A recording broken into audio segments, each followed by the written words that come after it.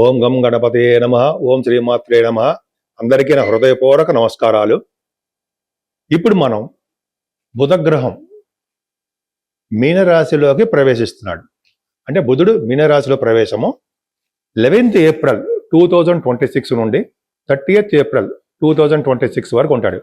అంటే 11 ఏప్రిల్ నుంచి మీనరాశిలోకి నీచ స్థితిలోకి వెళుతున్నాడు. సో ఈ నీచ స్థితిలో ఉండడం వలన మేషరాశి నుండి మీనరాశి వారి వరకు కూడా అంటే 12 రాశుల వారికి ఈ బుధుడు నీచ స్థితిలో ఉండడం వలన వచ్చే ఫలితాలు ఎలా ఉండబోతున్నాయో ఇప్పుడు మనం తెలుసుకుందాం. వృషభ రాశి వారికి బుధుడు ద్వితీయాధిపతి పంచమాధిపతి అవడం వలన నీచ స్థితిలో ఉండడం వలన ఎక్కువగా యోగించడు. ముఖ్యంగా పంచమాధిపతి కూడా అవడం వలన తన పిల్లలకి అంటే సంతానానికి మీ సంతానానికి కొద్దిగా ఒంట్లో బాగుండకపోవడము, అనారోగ్య సమస్యలు, అయితే వాళ్ళు ఉద్యోగాలు రాకపోవడము, పెళ్లిళ్ళు కాకపోవడము ఉండడం జరుగుతుంది. నీచ స్థితిలో బుధుడు ఉండడం వలన మంచివాడు బుధుడు మీ లగ్నానికి మీ రాశికి. ఆయన నీచ స్థితిలో 11వ భావంలో ఉన్నాడు. అంతేకాకుండా ధనపరంగా సెకండ్ హౌస్ లార్డ్ అయ్యాడు కాబట్టి ధనపరంగా కుటుంబ పరంగా మీరు చాలా ఇబ్బందులు పడడానికి అవకాశాలు ఉన్నాయి. అంటే సకాలంలో సమయానికి డబ్బులు మీ చేతికి అందలేకపోవచ్చు. అంతేకాకుండా కళారంగంలో ఉన్న వారికి కూడా కొద్ది అవకాశాలు తక్కువగా ఉంటాయండి. అంతేకాకుండా మీరు స్టాక్ మార్కెట్లో కనుక ఉంటే మీకు లాసులు రావడానికి అవకాశాలు ఎక్కువ ఉన్నాయి. 30th ఏప్రిల్ 2026 వరకు అలాగా ఉంటుంది. కొద్దిగా అంటే అనుకూలవంతమైన పరిస్థితులు ఎక్కువగా మీకు ఉండవు. ఫైనాన్షియల్ విషయం అంటే ఆర్థికంగాను, కుటుంబ పరంగాను, కళారంగంలోను, అలాగే మీ స్నేహితుల విషయంలోనూ, అంతేకాకుండా స్టాక్ మార్కెట్లోను మీకు ఇవన్నీ కలిసి రావు.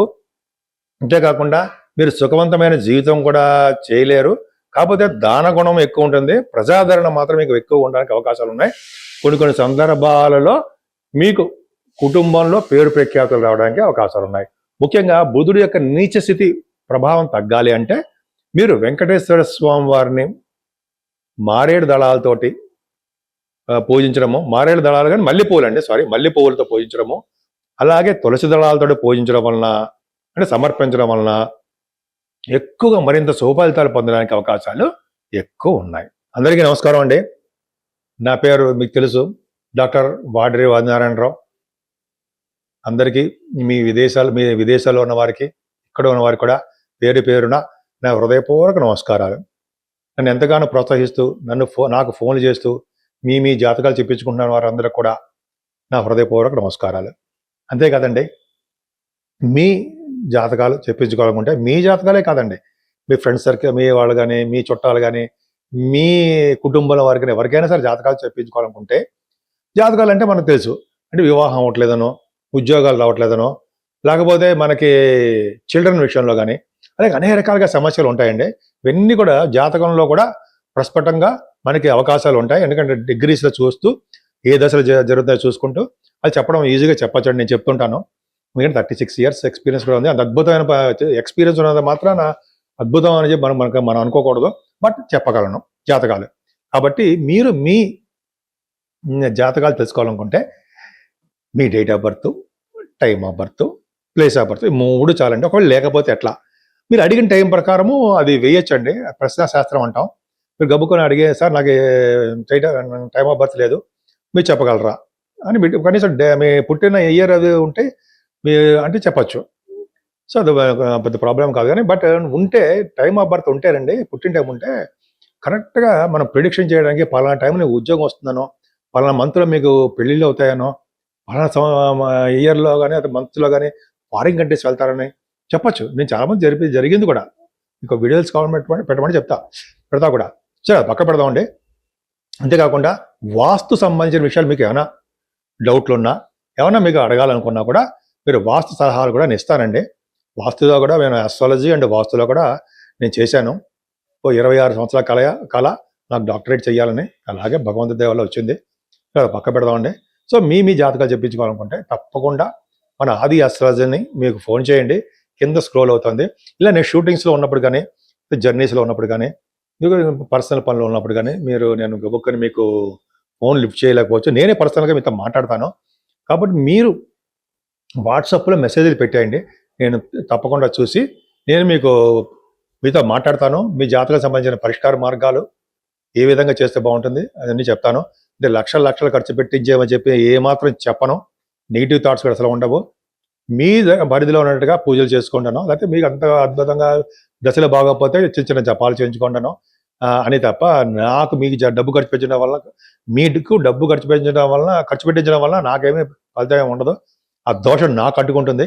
కాబట్టి నా సాయశక్తిగా మీకు కష్టపడి జాతకం చెప్తాను. టైం బాగోపోతే మాత్రం కొంచెం చిన్న పరిహారాలు చేసుకోండి అని చెప్తాను, అంతే. సరేనండి. మనం ఈ నెలలో మన శుక్రుడు గురించి చెప్పుకున్నాం కదా. అసలు ఈ శుక్రుడు యొక్క ప్రభావం మనమే అందరి మీద ఉండాలంటే ఏం చేయాలి? పైగా ఈ నెలలో మనకి వైశాఖ మాసం వస్తుందండి. 18వ తారీఖు నుంచి మనం దానాలు, పూజలు అవన్నీ చేసుకోవాల్సిందే. ఎందుకంటే ఈ వైశాఖ మాసంలో శుక్రుడు కూడా ఉంటాడు కాబట్టి నెలాఖరు వరకు శుక్రుడు అంటాడు, సారీ బుధుడు అండి. బుధుడు గురించి శుక్రుడు కూడా ఆలోచన చేస్తూ ఉంటుంది. నెక్స్ట్ శుక్రుడు గురించి చెప్పుకోబోతున్నాం. బుధుడు కూడా అండి, బుధుడు నీచత్వం పోయి మనకి మంచిగా జరగాలంటే బుధుడు విష్ణువుకు సంబంధించిన పూజలు ఎక్కువ చేసుకోవాలండి. పైగా సింహాచల నరసింహస్వామి యొక్క పూజలు కూడా ఆయన అలా ఆల్మోస్ట్ మనకి 27వ తారీఖు ఉందండి. అది దర్శనం చేసుకోవడము, లక్ష్మీ నరసింహ స్వామి అంటాం కదా, సింహాచల లక్ష్మీ నరసింహ స్వామి, వారికి దర్శించుకోవడము, ఆయన నమస్కారం పెట్టుకోవడం. విష్ణుమూర్తి కదండి, విష్ణువుని పూజించడం వలన.